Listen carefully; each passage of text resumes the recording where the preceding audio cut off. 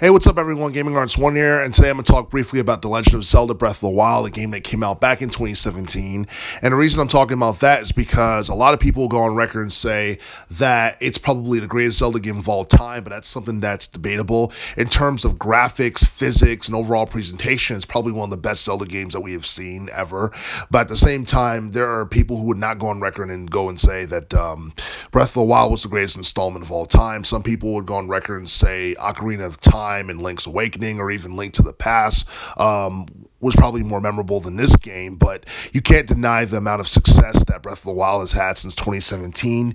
And the reason I say that is because in terms of sales, The Legend of Zelda Breath of the Wild is the fourth best-selling game for the Switch console, and it has reached almost 28 million copies in terms of worldwide sales on the Switch console. And the thing is, a lot of people will agree on the fact that it was definitely the best-selling Zelda game to have emerged within the past decade. And when I mean the past decade, I'm talking about the teens decade, because we didn't get too many other really strong Zelda titles from the teens decades. Now, I do know that we got The Legend of Zelda Skyward Sword, which a lot of people think is underrated, myself included. And it was actually a pretty solid game. It was a little bit darker than people would expect, but it was still a pretty cool game that to this day has not been remade for the Switch console or ported to the Switch console at all. You also had The Legend of Zelda A Link Between Worlds, which is also another solid game that came out back in 2013. A lot of people love that.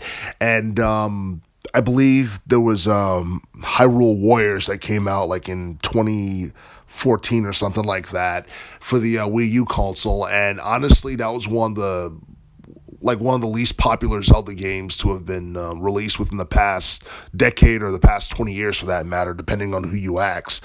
But The Legend of Zelda is still a huge attraction, and as it currently stands, we're still waiting for the upcoming release of the next Zelda game that's supposed to be appearing on the Switch console, Tears of the Kingdom, and that's probably going to be one of Nintendo's biggest upcoming releases for 2023 as it relates to the Switch console.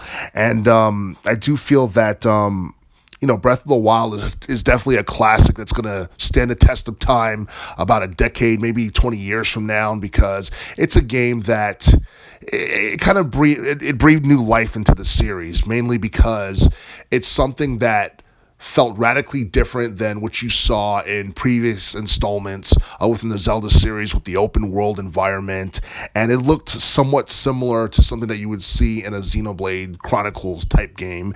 And I do feel that this is probably a style of gameplay that Nintendo should stick with as it relates to the Zelda series, because people have had nothing but good things to say about this game. Some people will go on record and say that it's overrated and what have you. I honestly think that this is one of the best Zelda games that I have seen in years. There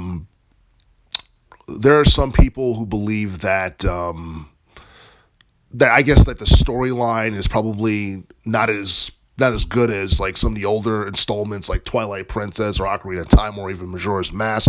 But I do feel that just about everything else in the game, like the mechanics and the physics and I guess the cutscenes, everything is almost perfect. And the story didn't have to be absolutely perfect for the game to, I guess, to be held to the standard that it's at, to be such a just a masterpiece of a game. The story didn't have to be perfect. Just about everything else, concerning The Legend of Zelda Breath of the Wild, was almost perfect. And the game itself, I do feel, is one that it connected with a lot of people because it felt similar to something you would see in an action-adventure game on the PlayStation 4 or the Xbox One or what have you, because it shows that Nintendo can put out high-quality action-adventure titles that look like they could appear on other game systems outside of anything that Nintendo produces, and I think that's something that's really cool. So as far as the teens decade is concerned, I definitely think, without a doubt, that The Legend of Zelda Breath of the Wild is probably the best installment of the teens decade overall.